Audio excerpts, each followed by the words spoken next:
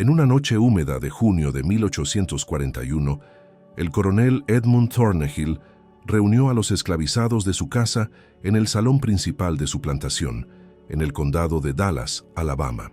Lo que dijo los dejó mudos. Anunció que su esposa, Virgilia, cuya salud se había deteriorado hasta el punto de apenas poder levantarse de su silla y cuyo peso superaba con creces lo que su cuerpo podía sostener, quedaría bajo el cuidado de Silas, un hombre esclavizado de baja estatura. Un enano, adquirido 3 meses antes por la suma precisa de $400. La habitación contuvo el aliento. Nadie entendía el sentido de ese arreglo, ni el motivo de aquella elección, lo que la servidumbre no sabía, y lo que solo saldría a la luz décadas después, a partir de documentos hallados en una bóveda sellada en Charleston, era que aquello no fue un arrebato de crueldad ni un gesto caprichoso. Fue el primer movimiento de un experimento médico tan perturbador que 7 personas habían muerto ya durante su desarrollo, mientras una sociedad secreta de hacendados y profesionales del sur invertía miles de dólares esperando su éxito. Esa hermandad, que se hacía llamar Sociedad de Indagación Médica, llevaba registros minuciosos, y esos registros detallaban lo que el coronel creía que ocurriría al entregar a su esposa moribunda a un hombre cuya sangre, estaba convencido, contenía la clave de su salvación. Antes de internarnos en los corredores de Thornhill Manor y en la pesadilla que se gestó a puerta cerrada, te damos la bienvenida a Ecos de la Esclavitud. Aquí narramos historias reales y ficciones documentales que exponen las sombras del sistema esclavista y el dolor de quienes lo padecieron. Si este relato te remueve, acompáñanos y deja tu comentario. ¿Desde qué ciudad o país nos escuchas? La historia empieza 2 años antes del anuncio, a finales de febrero de 1839, cuando el coronel regresó al condado de Dallas arrastrando consigo viejas batallas. Su brazo izquierdo había quedado rígido desde la Guerra Creek. Una hachuela había destrozado hueso en Horseshoe Bend hacía un cuarto de siglo, y la lesión nunca sanó del todo. Aquella dolencia lo acompañaba como recordatorio de la campaña de Andrew Jackson y como puerta de entrada a una dependencia de morfina que los médicos locales comentaban en voz baja. A sus 52 años, Thornhill mantenía la compostura rígida de un militar. Los ojos grises, siempre entornados, parecían evaluar un territorio enemigo.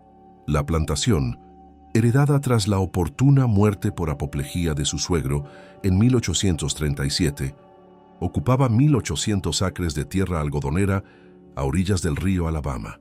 La casa principal, 3 plantas de revival griego, columnas blancas que juzgaban a quienes avanzaban por la avenida de Robles, era conocida entre los vecinos como Thornhill Manor, aunque en los registros aún figuraba como Richmond, un detalle que con el tiempo sería significativo. 23 habitaciones, muchas cerradas y cubiertas con sábanas como cuerpos amortajados, y un sótano que se hundía más de lo que requería un simple almacén de raíces prohibido para todos los esclavizados, salvo 2 hombres de confianza, que jamás hablaron de lo que veían allá abajo. El condado de Dallas en 1839 vivía de jerarquías férreas y reglas tácitas. Cahaba, la cabecera, antigua capital estatal desplazada por las inundaciones, conservaba un aire de grandeza gastada. Exlegisladores, plantadores ambiciosos y hombres que veían la frontera como un laboratorio de experimentación social. La población rondaba los 4.000 habitantes, con las personas esclavizadas superando en número a los blancos libres casi 3-1. El algodón reinaba. Bajo su barniz gentil corrían corrientes más oscuras. Virgilia Thornhill, nacida Bilia Catherine Richmond, había sido en su juventud una belleza reconocida en la sociedad de Mobile, rostro fino, inteligencia viva en los ojos, pero hacia 1839, con 41 años, su cuerpo la traicionaba. Un cuadro que hoy identificaríamos como trastorno tiroideo severo, agravado por edemas, había disparado su peso hasta un estimado de 400 libras. Subir escaleras requería ayuda. En los veranos asfixiantes de Alabama, su respiración, jadeante, sonora, recorría toda la planta baja. Lo más cruel Su mente seguía afilada, prisionera de un cuerpo que se negaba a obedecer. Pasaba los días en una silla reforzada del salón, rodeada de manuales médicos que devoraba con desesperación, buscando una explicación, una cura. El trato del coronel hacia ella había pasado de una cortesía distante a una fascinación clínica. La observaba como a un espécimen, anotando en un cuaderno de cuero que no se desprendía de sus manos. La casa contaba con 19 personas esclavizadas. La mayoría trabajaba en los campos y dormía en los cuartos traseros, pero 6 servían dentro y fueron testigos de la extraña dinámica del matrimonio. Esther, cocinera de manos curtidas por las quemaduras del oficio.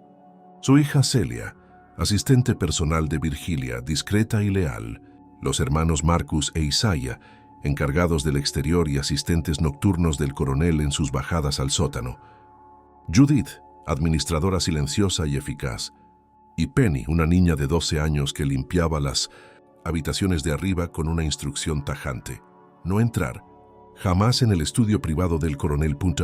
A ese mundo enrarecido llegó Silas en marzo de 1839. El coronel lo compró en una subasta de Mobile, un martes pesado de humedad. Con apenas 3 pies y 9 pulgadas de estatura, cuerpo compacto y musculoso, una cicatriz que bajaba del lado izquierdo del rostro, y una mirada que no esquivaba los ojos de los compradores, Silas rompía la expectativa sumisa. El martillero anunció que era alfabetizado, que hablaba inglés y francés, que conocía plantas medicinales y, eufemismo que heló a varios, poseía otras habilidades especializadas. El precio final, $400. 3 días después, encadenado en el carro del coronel, Silas fue llevado a Thornhill Manor. Lo que Silas no sabía al cruzar el pórtico de columnas era que su llegada no respondía a labores domésticas ni de campo. El coronel buscaba manos pequeñas, mente despierta y silencio. Le aguardaba un espacio bajo tierra, una sala iluminada por lámparas de aceite, con mesas de sujeción, instrumental de acero, frascos con órganos preservados y máquinas de madera y latón diseñadas para manipular el cuerpo humano, más allá de cualquier práctica aceptable. Allí, en aquel subsuelo prohibido, estaba a punto de abrirse la puerta a un experimento que prometía transferir vitalidad de un cuerpo a otro y que ya había cobrado vidas. El verdadero origen de la obsesión del coronel Edmund Thornhill no se encontraba en Alabama, sino en los años posteriores a la Guerra Creek. Durante su servicio militar, mientras asistía a los médicos de campaña que trataban a los heridos, Thornhill quedó profundamente impactado por las amputaciones y los cuerpos mutilados que yacían entre lamentos. Observó con atención cada intento de los cirujanos por mantener con vida a los soldados. Fue en esos campos de batalla donde nació su inquietud. ¿Podría la vida transferirse, conservarse o fortalecerse mediante la sangre o las partes de otro cuerpo? Años después, cuando las viejas heridas comenzaron a cobrar factura, esa curiosidad se transformó en obsesión. Su brazo inutilizado y su esposa debilitada por la enfermedad se convirtieron en símbolos de una fragilidad humana que él no podía aceptar. La medicina convencional había fallado. Ni los tónicos, ni los médicos de Mobile, ni los tratamientos traídos desde Nueva Orleans ofrecían alivio. Entonces, Thornhill volvió sus ojos hacia los textos que circulaban en los círculos ocultos de la élite del sur. Tratados europeos sobre transfusiones experimentales, alquimia biológica y estudios de galvanismo. Entre las páginas de esos manuscritos encontró la idea que guiaría su próximo paso, que la sangre de los más fuertes podía revitalizar a los débiles.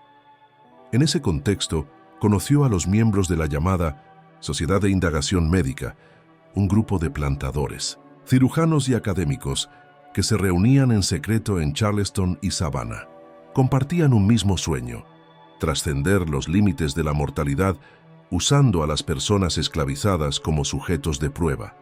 Bajo su lógica perversa, creían que los cuerpos negros poseían una resistencia natural que los hacía útiles para tales experimentos. Financiados por fortunas algodoneras, llevaron a cabo procedimientos ilegales que la medicina oficial rechazaba, pero que ellos documentaban meticulosamente. El coronel Thornhill se convirtió en uno de sus discípulos más devotos. Con el apoyo de esa hermandad, convirtió el sótano de Thornhill Manor en un laboratorio improvisado. Envió a traer desde Charleston instrumentos quirúrgicos y aparatos eléctricos y contrató discretamente a un herrero alemán para fabricar mesas y grilletes diseñados para contener cuerpos durante horas de tratamiento. Allí el coronel anotaba en cuadernos de cuero cada pulso, cada espasmo, cada suspiro. Cuando Silas llegó a la plantación, Thornhill creyó haber encontrado la pieza que faltaba. Su complexión inusual, su mirada viva y sus conocimientos de hierbas despertaron la convicción de que su cuerpo contenía algún tipo de energía vital concentrada, una chispa que podría restaurar lo que la enfermedad había robado a Virgilia. El coronel empezó a hablar en voz baja sobre transmisión de fuerza, sobre intercambio de esencia. Aquellos que lo escuchaban fingían entender, temerosos de las consecuencias de preguntar. Mientras tanto, la vida en Thornhill Manor seguía su curso aparente. Los campos florecían con el algodón. Los días eran largos y calurosos, y las noches traían el sonido de los grillos mezclado con murmullos desde el subsuelo. Ninguno de los esclavizados sabía a ciencia cierta qué ocurría bajo la casa, pero las desapariciones esporádicas de algunos trabajadores y los ruidos metálicos que se filtraban por las rendijas mantenían viva una inquietud latente. Fue Celia, la asistente personal de Virgilia, quien primero notó el cambio. La señora, que antes apenas podía moverse, empezó a recibir visitas nocturnas de su esposo y de Silas. Las luces permanecían encendidas hasta altas horas, y por las mañanas, el coronel aparecía con las manos manchadas, los ojos enrojecidos y una calma que rozaba la locura. En su escritorio, los cuadernos se acumulaban. Decenas de páginas con diagramas del cuerpo humano, anotaciones sobre pulsaciones y dosis de opio, y un título repetido en cada margen, Proyecto Vitalis. Aquella palabra Vitalis se convirtió en su mantra. Thornhill estaba convencido de que, si lograba equilibrar la corriente de vida entre dos cuerpos, podría curar enfermedades, rejuvenecer tejidos y tal vez vencer la muerte. Lo que ignoraba era que su búsqueda de redención científica abriría una puerta a un horror que ni siquiera él podía controlar. A simple vista, la plantación Thornhill Manor parecía un símbolo de prosperidad. El sol bañaba los campos de algodón y las cuadrillas trabajaban desde el amanecer hasta el crepúsculo bajo la supervisión de capataces estrictos. Pero detrás de esa fachada de orden reinaba un ambiente de silencio vigilante.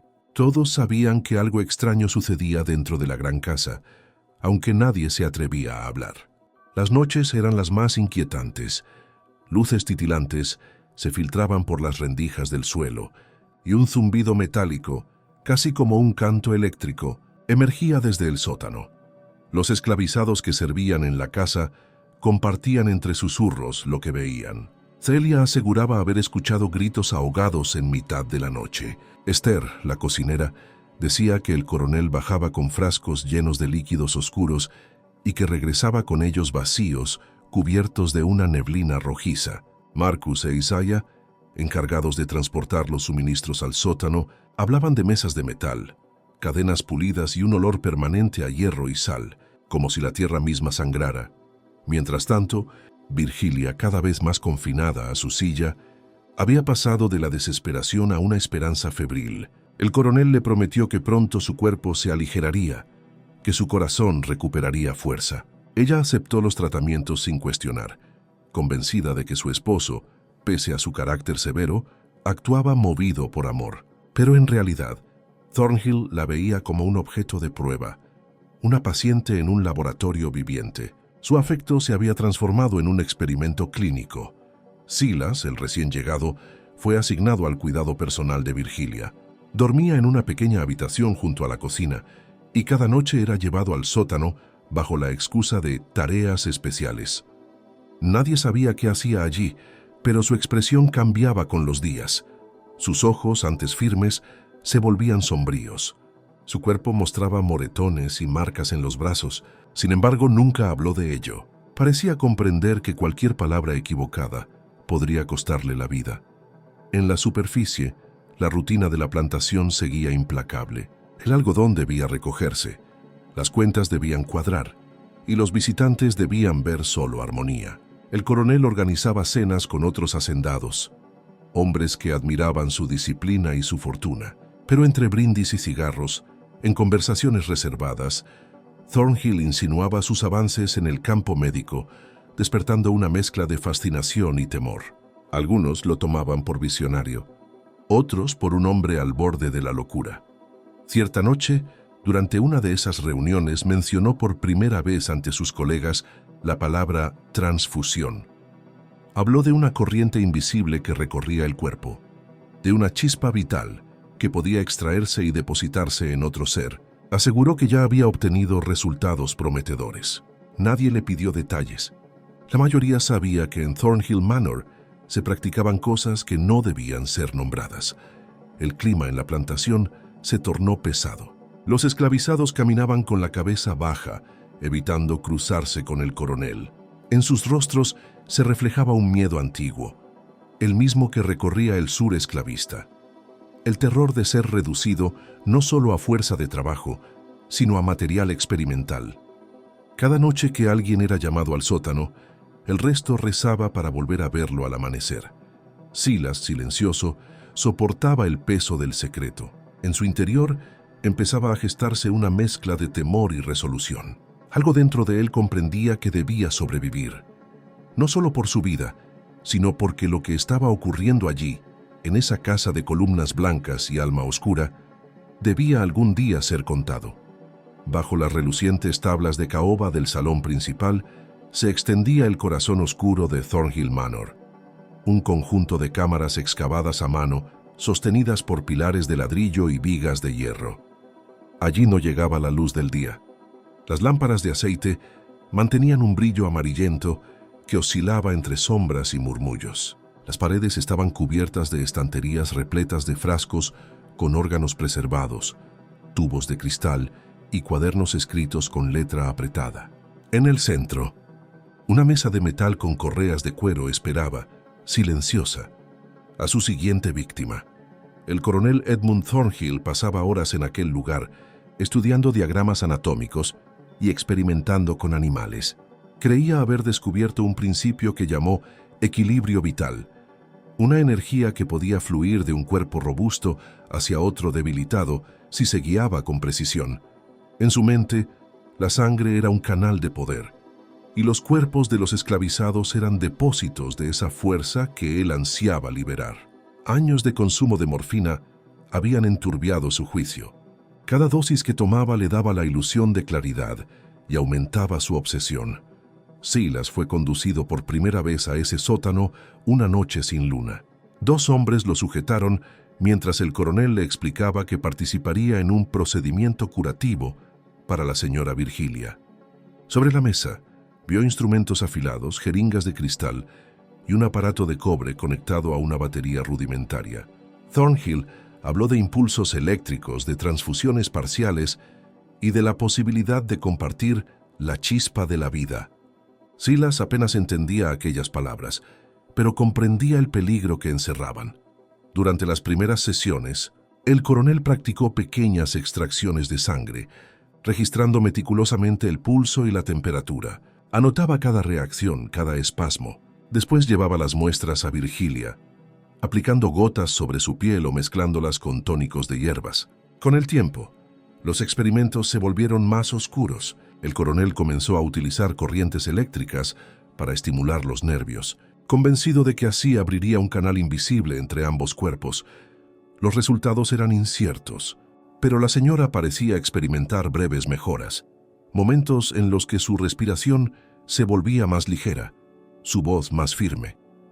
Thornhill interpretó aquello como una señal de éxito y redobló sus esfuerzos. Los procedimientos se hicieron más frecuentes, más intensos, más arriesgados. Cada noche, Silas bajaba temblando las escaleras, sabiendo que el dolor lo aguardaba entre los muros húmedos del laboratorio.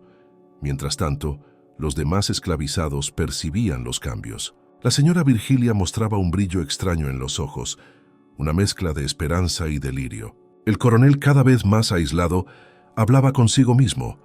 murmurando sobre la inminencia de un renacimiento.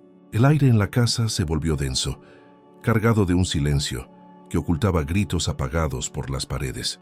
Nadie sabía cuántas vidas habían pasado ya por esa mesa, pero todos intuían que los experimentos se acercaban a un límite. Una noche, mientras una tormenta sacudía el valle, Silas juró haber visto algo imposible. Durante un instante, cuando la electricidad recorrió su cuerpo, creyó ver la sombra de Virgilia frente a él, sus ojos fijos, como si compartieran un mismo latido. No supo si fue una alucinación o una advertencia, pero comprendió que aquel equilibrio vital podía exigir un precio que ningún ser humano debía pagar. El coronel, cegado por la ambición, no lo entendió así. En su cuaderno escribió: «La transferencia es posible. La energía responde. Falta perfeccionar la continuidad». Y bajo esa línea, una sola palabra encerrada en un círculo: próximo. Con el paso de los meses, la plantación comenzó a cambiar de manera sutil, como si una presencia invisible vigilara desde los rincones. Las noches se llenaron de ruidos inexplicables, pasos que resonaban en los pasillos cuando todos dormían, puertas que se abrían por sí solas, lámparas que parpadeaban con una luz débil. Los esclavizados susurraban que el alma de algún muerto vagaba sin descanso, atrapada por los experimentos del coronel Thornhill. Nadie se atrevía a hablar abiertamente, pero todos rezaban en silencio. Silas estaba cada vez más débil. Las sesiones nocturnas lo dejaban exhausto, con fiebre y temblores en las manos. Sin embargo, algo más inquietante comenzó a suceder. Sueños extraños lo perseguían cada noche. Soñaba con un río de sangre que atravesaba los campos de algodón y con el rostro de Virgilia reflejado en el agua, susurrándole palabras en un idioma que no comprendía. Despertaba sudando, con la sensación de que una parte de él estaba siendo arrebatada lentamente. Mientras tanto, la señora Virgilia mostraba una mejoría aparente. Podía mantenerse de pie por breves momentos, y su voz recuperó una firmeza que había perdido años atrás. Algunos pensaron que los experimentos del coronel estaban dando resultado, pero quienes la observaban de cerca notaban algo inquietante. Su mirada había cambiado.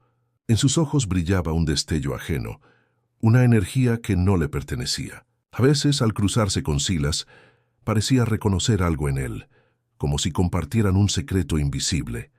El coronel, por su parte, se había entregado por completo a su obsesión. Apenas comía, dormía poco y pasaba horas revisando sus cuadernos llenos de cálculos y diagramas. En sus notas hablaba de corrientes vitales y canales de transferencia, convencido de haber descubierto una ley natural que la ciencia oficial ignoraba.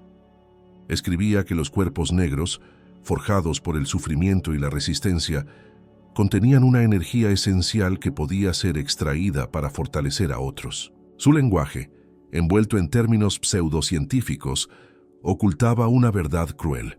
Estaba reduciendo vidas humanas a simples recursos experimentales. El ambiente en la casa se tornó insoportable. Esther, la cocinera, comenzó a enfermar sin motivo aparente. Decía que escuchaba susurros en la cocina cuando estaba sola. Celia tuvo pesadillas recurrentes, con una figura encadenada bajo tierra.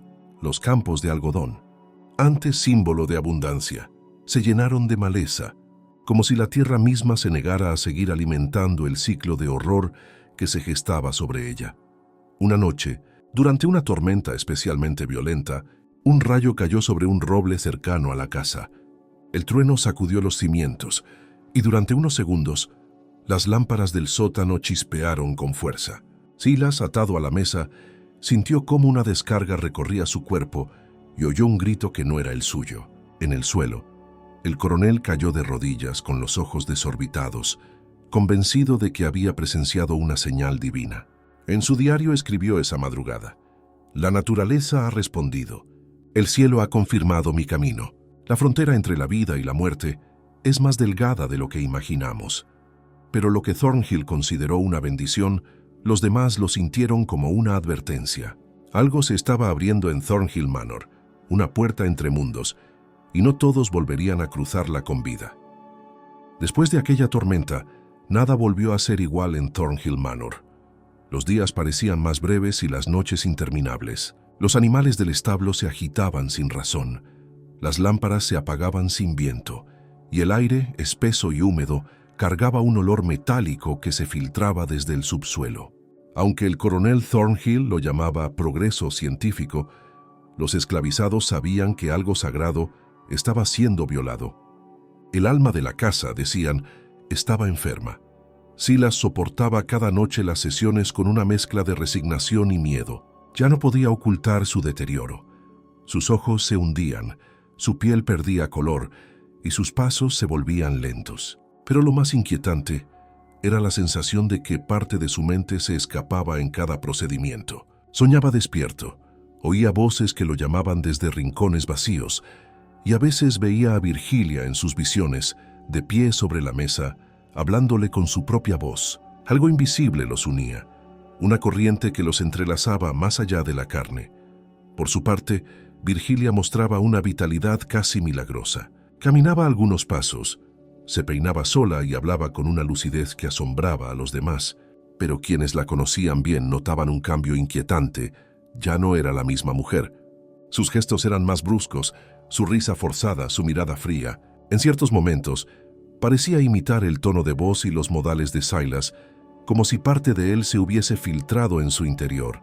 El coronel, cegado por su éxito, lo interpretó como una señal de triunfo. La transferencia funcionaba. Para preservar su secreto, Thornhill selló las puertas del sótano con llave doble y ordenó silencio absoluto. Los sirvientes tenían prohibido acercarse. Quien desobedeciera sería castigado. En las reuniones con sus colegas de la Sociedad de Indagación Médica, el coronel hablaba de avances prometedores y de la inminente prueba definitiva, una fusión completa entre donante y receptor.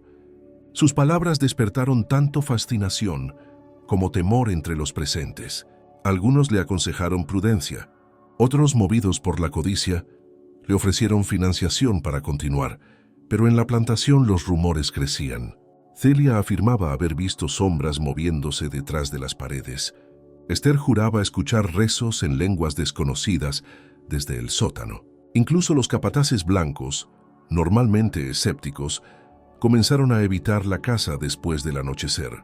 Había una sensación de presagio, como si un límite invisible estuviera por romperse. Una noche, mientras Silas descansaba en su pequeño cuarto, Virgilia lo visitó. Sus pasos eran firmes, su voz serena. Le agradeció por su sacrificio y le tomó la mano. Silas sintió un escalofrío recorrerle el cuerpo.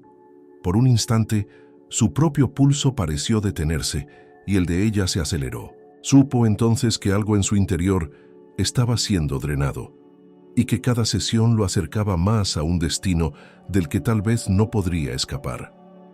El coronel los observó desde el umbral con una mezcla de orgullo y temor. En su mente, la frontera entre la ciencia y la superstición se había disuelto. Creía que estaba a punto de conquistar la inmortalidad, sin entender que lo que realmente había despertado era un pacto silencioso entre dos almas, una buscando sanar, la otra aferrándose a sobrevivir, y en las profundidades de la casa, entre instrumentos cubiertos de óxido y frascos de sangre coagulada, algo parecía esperar.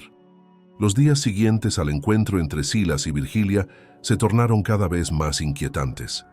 La casa parecía respirar, como si sus muros guardaran un corazón oculto que latía al compás de los experimentos del coronel. Las noches eran más densas, cargadas de susurros que viajaban por los pasillos vacíos, y el viento que cruzaba el campo traía murmullos imposibles de distinguir. Los esclavizados comenzaron a decir que el sótano estaba vivo, que allí habitaba un espíritu alimentado por la sangre derramada. Silas, debilitado por las transfusiones, despertaba sobresaltado con la sensación de que alguien lo observaba. En sus sueños veía rostros sin ojos y cuerpos cosidos con hilos de metal.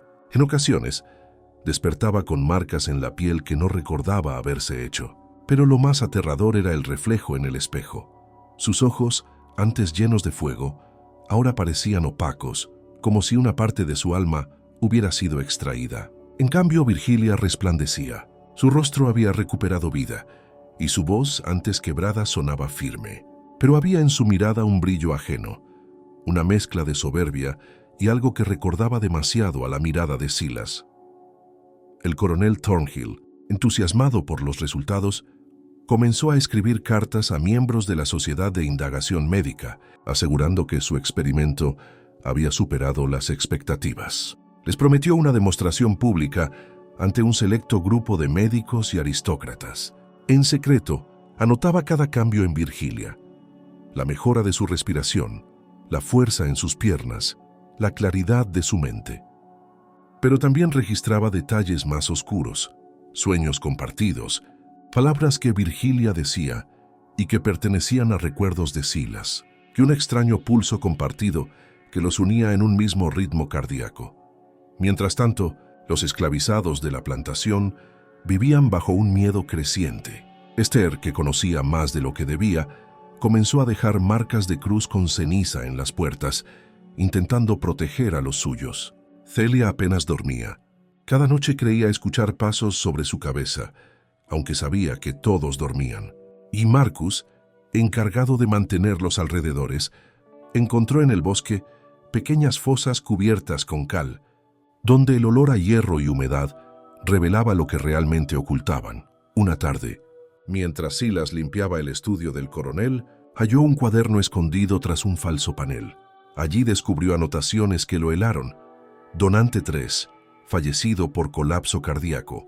Donante 5, pérdida de conciencia irreversible. Donante 7, signos de locura progresiva.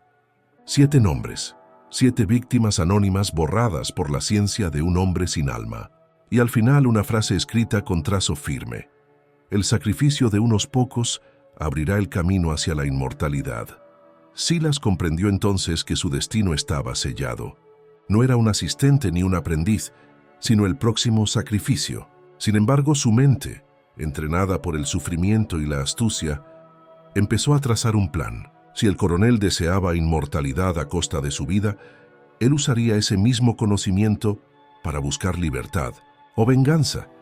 La noche siguiente, mientras la lluvia golpeaba los ventanales y los truenos hacían temblar las columnas del viejo caserón, Silas juró que no moriría en aquel sótano, no mientras aún quedara en su cuerpo una sola gota de sangre capaz de luchar. Mientras los días avanzaban hacia el verano, el coronel Thornhill recibía respuestas de distintas partes del sur. Cartas selladas con cera y firmadas por hombres poderosos, médicos, jueces, plantadores, incluso un senador. Todos miembros de la Sociedad de Indagación Médica, una hermandad secreta, convencida de que la vida podía manipularse como una fórmula. Ellos veían en los experimentos de Thornhill una oportunidad de oro, una ciencia capaz de prolongar la existencia de los ricos, utilizando los cuerpos de los oprimidos como simples instrumentos. El coronel, movido por la ambición y la adicción a su propio delirio, planeó una demostración definitiva. En ella mostraría cómo la vitalidad de un donante podía transferirse completamente a un receptor, revelando así una cura universal. Para este propósito, eligió a su esposa Virgilia como receptora principal y a Silas, el esclavizado enano que había sobrevivido milagrosamente a los primeros ensayos, como el donante ideal. Pero Silas ya no era el mismo hombre que llegó encadenado a la plantación. Las transfusiones lo habían debilitado físicamente, pero habían encendido en su mente una lucidez feroz. Comprendía ahora la magnitud de lo que ocurría. No se trataba de una simple locura individual, sino de una conspiración que unía a los poderosos del sur en una causa oscura, disfrazada de ciencia. Sabía que si no escapaba pronto, su destino sería el mismo que el de los 7 donantes anteriores, cuyos cuerpos descansaban en tumbas sin nombre. En las noches de insomnio, Silas comenzó a observar los movimientos de la casa, los horarios del coronel, las idas y venidas de Celia, los turnos de Marcus e Isaía. Así descubrió un patrón.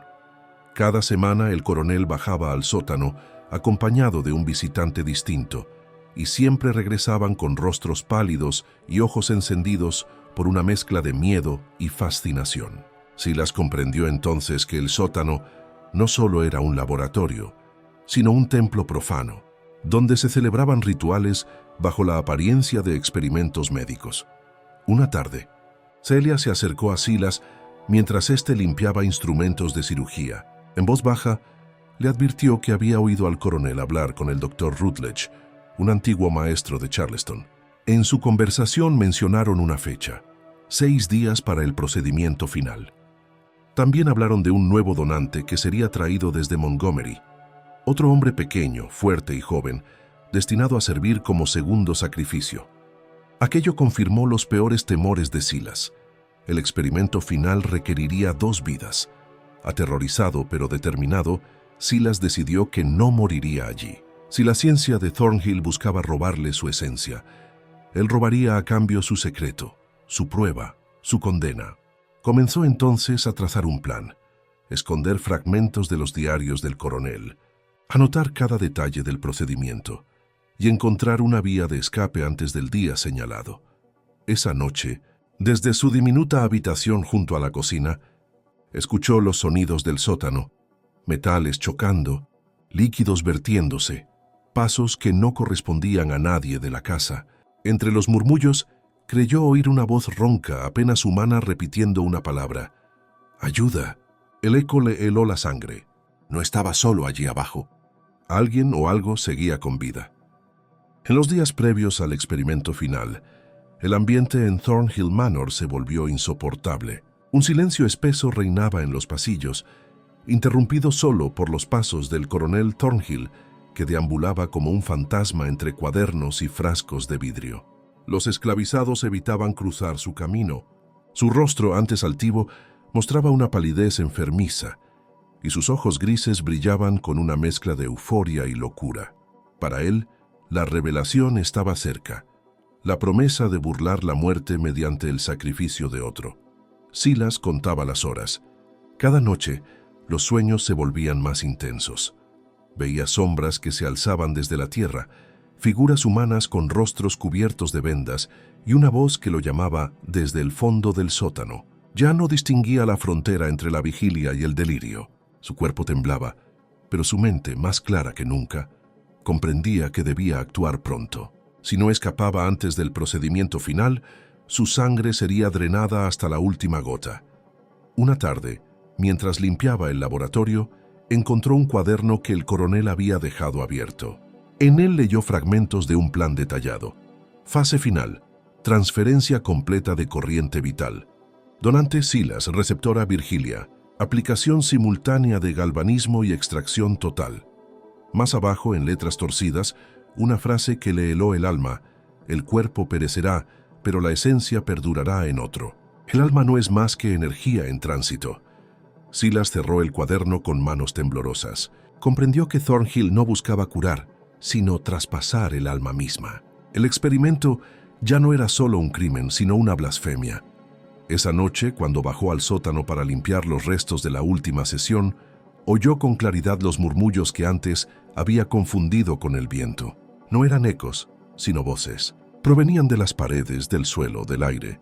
Voces de hombres y mujeres que suplicaban en distintos idiomas: francés, yoruba, inglés entrecortado. Voces que gemían, que pedían descanso. Entre ellas, reconoció la de un joven que mencionaba un nombre que jamás había oído. Vitalis, el título del experimento, repetido como un lamento. Silas retrocedió horrorizado, mientras una ráfaga helada le erizaba la piel. En ese momento, comprendió que las víctimas anteriores no habían partido del todo. Sus almas, desgarradas por la ciencia de Thornhill, seguían atrapadas allí, reclamando justicia. Esa misma noche, subió al cuarto de Celia y le confesó la verdad. El coronel planeaba matarlo. Le mostró las notas robadas, las fechas, los nombres de los muertos. Celia, aterrada, juró ayudarlo. Le habló de un viejo pasadizo bajo el ala este, sellado hacía años tras una inundación, que conducía hasta el bosque. Si lograban abrirlo, Silas podría huir antes del amanecer del 6º día. Pero sabían que el tiempo se agotaba. En el estudio, el coronel afinaba sus preparativos, hablando solo, con los ojos fijos en un retrato de Virgilia. En su mente, el sacrificio era una obra divina.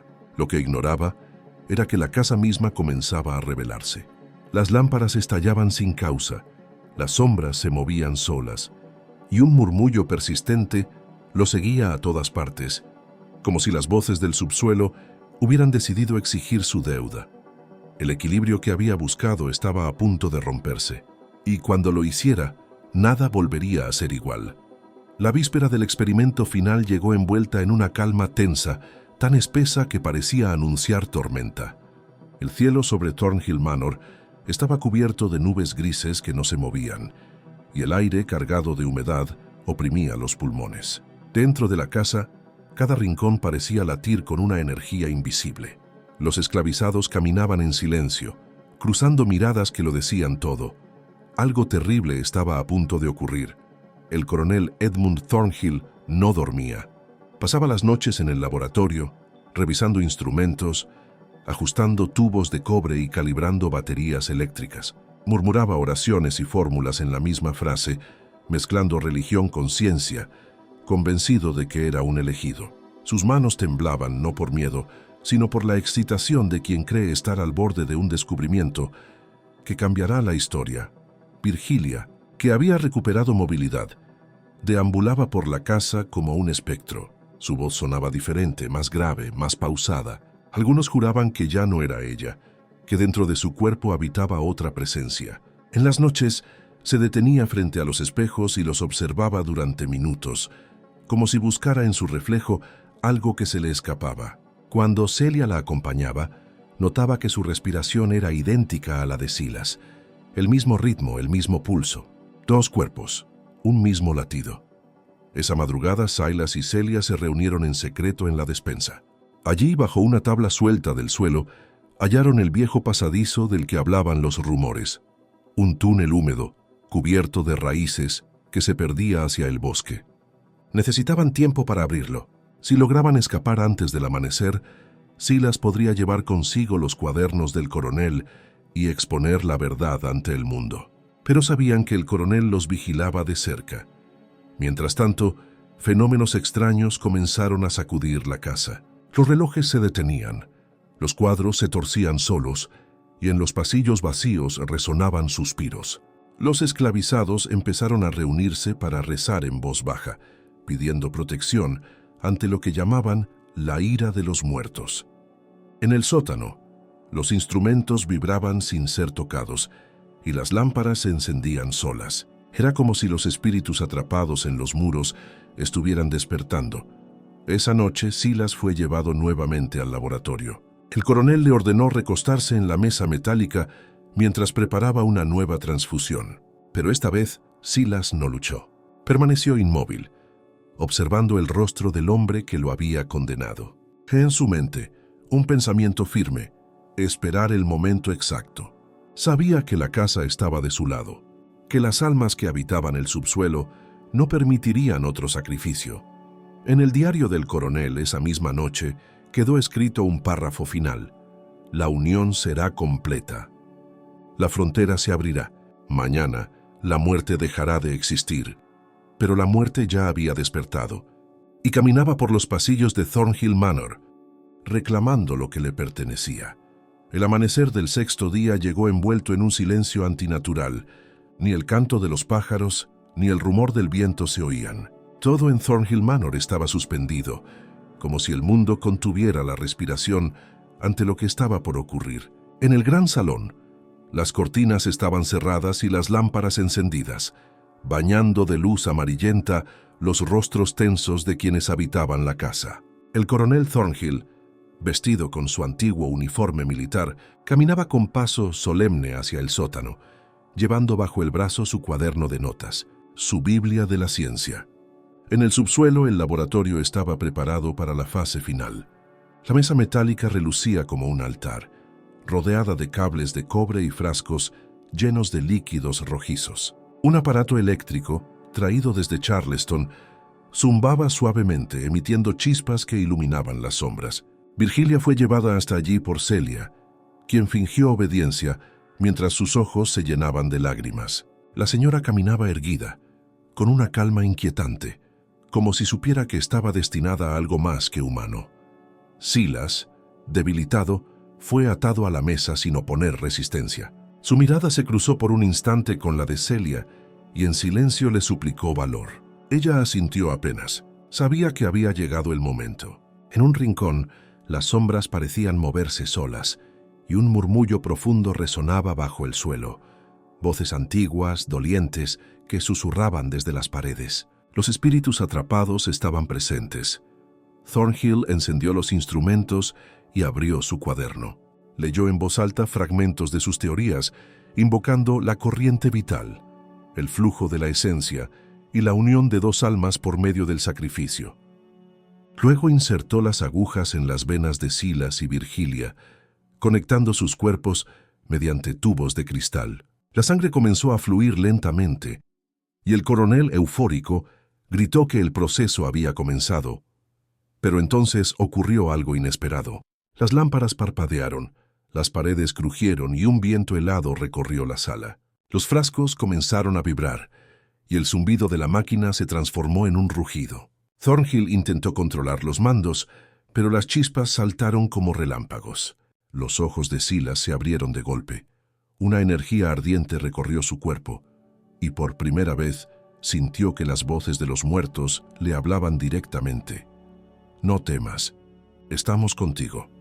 La corriente se invirtió. En lugar de fluir hacia Virgilia, la energía se extendió por toda la habitación. Las lámparas estallaron, el suelo tembló, y una sombra luminosa emergió del cuerpo de Silas, extendiéndose como un río de luz.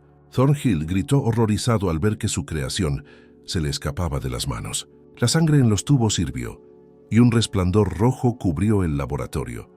Virgilia comenzó a convulsionar, sus ojos en blanco, mientras la sombra atravesaba su cuerpo. En ese instante, Silas sintió un tirón profundo en su interior, como si su alma se desgarrara, pero también una fuerza nueva lo envolvió. La habitación se llenó de lamentos, y una voz retumbó desde los cimientos. «La deuda será pagada». El coronel cayó de rodillas, gritando entre lágrimas que era obra de Dios, que la inmortalidad estaba cerca. Pero la casa sabía la verdad. El precio de su ambición era la destrucción. Mientras las luces se apagaban una a una, Silas comprendió que había llegado el momento de liberarse, o perecer junto con todos ellos. El laboratorio quedó envuelto en penumbra. El zumbido de las máquinas se apagó y por un instante el silencio fue absoluto. Luego un gemido profundo emergió desde las paredes, como si la casa misma respirara.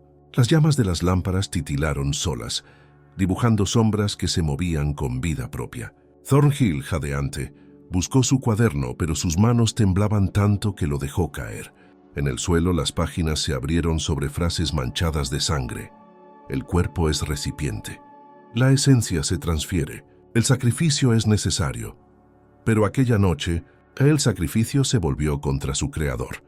Los tubos de cristal se quebraron y la sangre derramada se deslizó por el suelo como si tuviera voluntad, dibujando círculos en torno a la mesa metálica.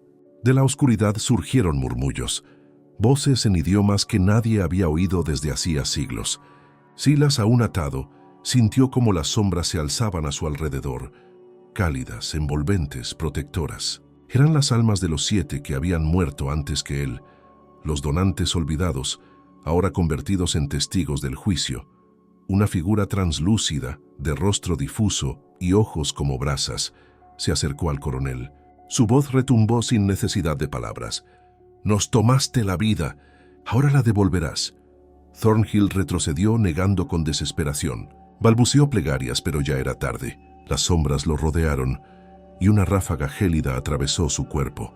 Cayó de rodillas, gritando que era un hombre de ciencia que buscaba curar.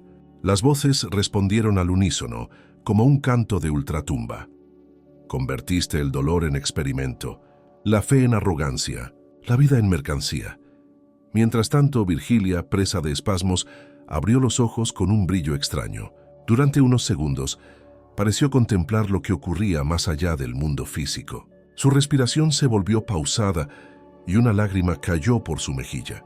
Con voz débil murmuró Edmund: «Detente, no pertenecemos a este poder». Pero el coronel no escuchó. Su mente estaba perdida entre delirios de gloria y miedo. Intentó volver a activar los mandos, como si pudiera revertir lo inevitable. Fue entonces cuando el suelo se estremeció. De las grietas comenzó a brotar un resplandor rojizo, y un olor a hierro y azufre llenó el aire. Las sombras giraron sobre él, y una corriente invisible lo levantó en el aire por unos segundos. Luego cayó pesadamente al suelo, inmóvil, los ojos abiertos en un gesto de horror. El eco de su último suspiro se perdió en la bóveda del sótano. Las luces se apagaron. El zumbido cesó. Solo quedó el latido pausado de Silas, que aún respiraba. En el silencio posterior, las sombras comenzaron a desvanecerse. Una de ellas, quizás la primera víctima, se inclinó hacia Silas y le susurró: «La deuda está pagada. Vive y recuerda». Las voces se extinguieron como humo en la oscuridad. El laboratorio quedó vacío, salvo por el sonido de cadenas que caían al suelo. Silas, libre por primera vez, supo que había sobrevivido, pero que llevaba dentro la memoria de todos los que habían muerto antes que él. Arriba la casa crujió. Un viento helado recorrió los pasillos y las velas se apagaron. La era del coronel Thornhill había terminado. Cuando el último suspiro del coronel Thornhill se perdió entre las sombras, una calma tensa se extendió por todo Thornhill Manor. Era una quietud diferente, como si la casa exhalara por fin el peso de décadas de horror. El aire se volvió más ligero, aunque impregnado del olor metálico de la sangre. Las lámparas dejaron de parpadear, y el zumbido constante que había habitado el sótano se apagó para siempre. Silas, exhausto, permaneció unos minutos tendido en la mesa. Sus brazos, marcados por cicatrices, temblaban. Su respiración era débil, pero su mente estaba lúcida. Las cadenas que lo habían mantenido prisionero se habían abierto sin ayuda humana. Los eslabones cayeron al suelo como si un poder invisible los hubiera liberado. Frente a él, el cuerpo del coronel yacía rígido, los ojos fijos en la nada, la piel grisácea y una expresión de terror eterno. Virgilia, aún débil, logró sentarse. Miró el cadáver de su esposo y luego a Silas, con un gesto entre culpa y alivio. No había palabras suficientes para describir lo que ambos habían vivido. Entre ellos, flotaba un silencio cargado de algo más profundo que el miedo. La conciencia de haber tocado los límites prohibidos de la vida y la muerte. Mientras tanto, en la superficie, los esclavizados sintieron el temblor bajo sus pies. Celia fue la primera en correr hacia la puerta del sótano. Al abrirla, una ráfaga de aire frío le cortó el rostro. Descendió las escaleras temblando, temiendo lo peor. Y allí encontró a Silas, cubierto de sangre pero con vida. A su lado, los cuerpos inmóviles del coronel yacían como trofeos de una justicia que no había necesitado juez. Celia gritó de alegría y llamó a los demás. Uno a uno, bajaron y contemplaron la escena. Nadie habló, solo se escuchó el crepitar de las lámparas y el leve murmullo del viento, filtrándose por las grietas. Comprendieron que la maldición había terminado. Esa misma noche, mientras el cielo se oscurecía, las sombras abandonaron la casa. Algunos dijeron haber visto figuras translúcidas marchando hacia el bosque, envueltas en luz. Las voces que durante meses habían susurrado en los pasillos se desvanecieron por completo. Thornhill Manor quedó en silencio, no como antes, un silencio de miedo, sino uno de descanso. Silas y Celia reunieron los cuadernos del coronel, sus notas, sus pruebas. Sabían que aquellos escritos eran la evidencia de los horrores cometidos, pero también un peligro. En manos equivocadas podrían dar vida a nuevos monstruos, así que decidieron llevarlos lejos y enterrarlos donde nadie pudiera hallarlos. Antes del amanecer, mientras los primeros rayos de luz cruzaban los campos de algodón, Silas miró por última vez la vieja mansión. Los muros parecían más viejos, las columnas agrietadas, como si la casa misma se derrumbara al perder al hombre que la había poseído. Comprendió entonces que la verdadera libertad no era solo escapar, sino contar la historia de lo ocurrido para que nunca más se repitiera. Junto a Celia y los demás, abandonó la plantación. Detrás de ellos, Thornhill Manor quedó vacía, envuelta en silencio, convertida en un mausoleo de ambición y pecado. En su interior, sobre la mesa metálica, quedó un solo cuaderno abierto. En su última página, escrita con letra temblorosa, podía leerse: «Creí buscar la vida. Encontré la condena». Cuando el sol se alzó sobre los campos de Dallas County, los primeros rayos iluminaron un paisaje transformado. La vieja mansión de columnas blancas, otrora símbolo de poder y riqueza, se erguía ahora como un cascarón vacío. Desde sus ventanas, abiertas, el viento arrastraba las cenizas del laboratorio destruido. La plantación estaba en silencio, y por primera vez en años, ese silencio no significaba miedo, sino liberación. Silas, débil pero en pie, avanzaba con paso firme junto a Celia. Llevaban consigo un pequeño fardo con los cuadernos del coronel, testimonio de los horrores cometidos. Tras ellos, los demás esclavizados los seguían, algunos llorando, otros cantando en voz baja antiguos himnos de libertad.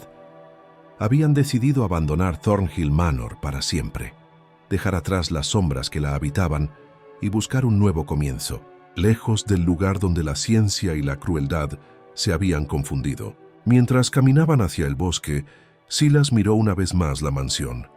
Recordó las noches de dolor, las voces de los que murieron, las corrientes eléctricas que atravesaban su cuerpo, pero también recordó el instante en que las sombras lo rodearon para protegerlo.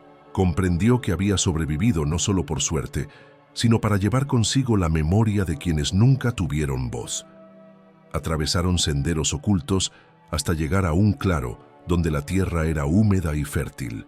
Allí, bajo un roble, Silas y Celia cavaron una fosa y enterraron los cuadernos del coronel. Antes de cubrirlos, Silas tomó una página y la rasgó con cuidado. Aquella que contenía los nombres de los donantes, los verdaderos mártires del experimento. La guardó en su pecho, jurando que sus historias serían contadas algún día. Durante semanas caminaron hacia el norte, buscando refugio en comunidades libres. En su travesía encontraron hombres y mujeres que huían del mismo yugo y a quienes Silas relataba fragmentos de su historia. Sus palabras se convirtieron en advertencia y testimonio, una memoria viva del dolor y la resistencia. Con el tiempo, Thornhill Manor fue abandonada por completo. Los vecinos decían que estaba maldita, que en las noches se oían rezos en lenguas antiguas y campanas invisibles. Nadie se atrevía a acercarse. La casa, devorada por la maleza, se convirtió en un monumento silencioso al precio de la ambición humana. Años después, ya en su vejez, Silas regresó al lugar acompañado por descendientes de los liberados. Donde antes hubo horror, encontraron solo ruinas cubiertas por enredaderas.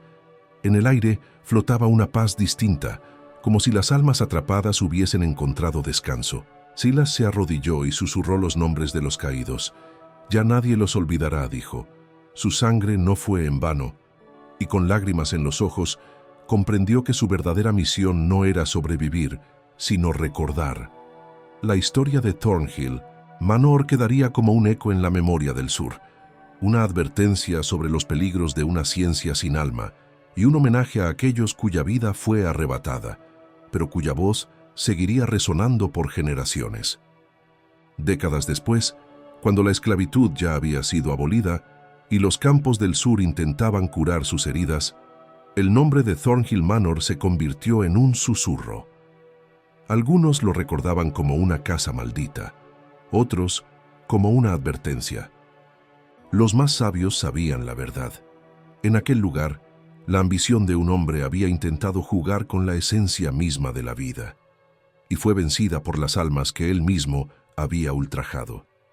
Silas, envejecido pero con la mente clara, vivió sus últimos años en libertad, en una pequeña comunidad cercana a Selma, donde enseñaba a los más jóvenes a leer y escribir. En las noches, reunía a los niños bajo la luz del fuego y les contaba la historia de los 7 que murieron, de las sombras que hablaron y del día en que la justicia descendió desde el suelo mismo. No hablaba de venganza, sino de memoria, de cómo la dignidad puede ser arrebatada pero nunca destruida. Antes de morir, confió su testimonio a un predicador itinerante, quien lo escribió palabra por palabra. Ese manuscrito sobrevivió al tiempo, pasando de mano en mano, hasta llegar a historiadores que siglos después encontrarían entre sus páginas los nombres de los donantes olvidados, las víctimas de un experimento inhumano. Hoy, en ecos de la esclavitud, sus voces resuenan de nuevo, porque esta historia no es solo un relato de horror, sino un espejo del pasado, una advertencia sobre los peligros de convertir la ciencia en instrumento de dominación, y un homenaje a quienes, aún esclavizados, resistieron con su espíritu indestructible. Thornhill Manor se derrumbó con el tiempo. La tierra cubrió sus cimientos y sobre sus ruinas creció un bosque. Pero cada hoja que se mueve con el viento, cada sombra que danza entre los árboles, parece murmurar las palabras que Silas dejó como legado. Ninguna cadena es eterna. Ninguna voz, si es verdadera, puede ser silenciada para siempre. Así las almas que un día fueron prisioneras de la oscuridad descansan al fin, y su memoria vive en quienes se atreven a mirar hacia atrás para aprender, sanar y no repetir. Ecos de la esclavitud honra su historia, y al recordarlos, recordamos que la libertad no nace del olvido, sino del coraje de nombrar lo que otros quisieron enterrar.